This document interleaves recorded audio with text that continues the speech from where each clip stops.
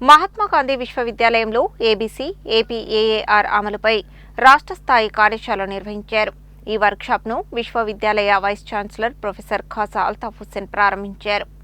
Academic bank of credits, automated permanent academic account registry అమలుపై ఒకరోజు రాష్ట్ర స్థాయి వర్క్షాప్ను మహాత్మా గాంధీ విశ్వవిద్యాలయం పరీక్షల విభాగం న్యూఢిల్లీలోని నేషనల్ అకాడమిక్ డిపాజిటరీ సహకారంతో విశ్వవిద్యాలయ ప్రాంగణంలోని సెమినార్ హాల్లో నిర్వహించారు.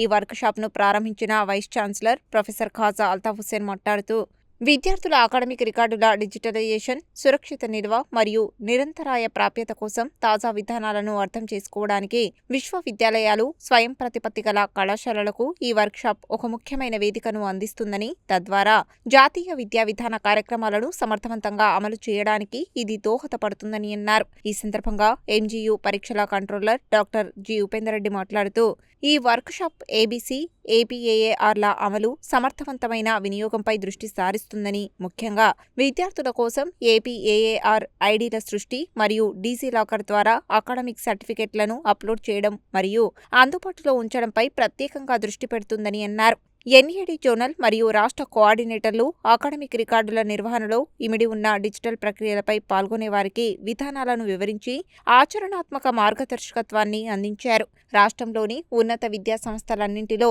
డిజిటల్ అకాడమిక్ రికార్డుల నిర్వహణను బలోపేతం చేయడం, ఏబీసీ, ఏపీఏఏఆర్, ఎన్ఏడి మరియు డీజీలాకర్ సేవలను విజయవంతంగా అమలు చేయడంపై నొక్కి చెబుతూ ఈ కార్యక్రమం ముగిసింది. ఈ కార్యక్రమానికి రిజిస్ట్రార్ ప్రొఫెసర్ కె అంజిరెడ్డి, పరీక్షల controller, NAD zonal coordinator Ravi Pandi మరియు ఎన్ఏడి స్టేట్ కోఆర్డినేటర్ రోహిత్ కూడా హాజరయ్యారు. రాష్ట్ర వ్యాప్తంగా ఉన్న వివిధ విశ్వవిద్యాలయాలు, స్వయం ప్రతిపత్తి గల కళాశాలల ప్రతినిధులతో పాటు ఎంజీయూ పరీక్షల విభాగం సిబ్బంది doctor G Lakshmiprabha, doctor A Pravalika, doctor S Kalyani ఈ వర్క్షాప్లో పాల్గొన్నారు.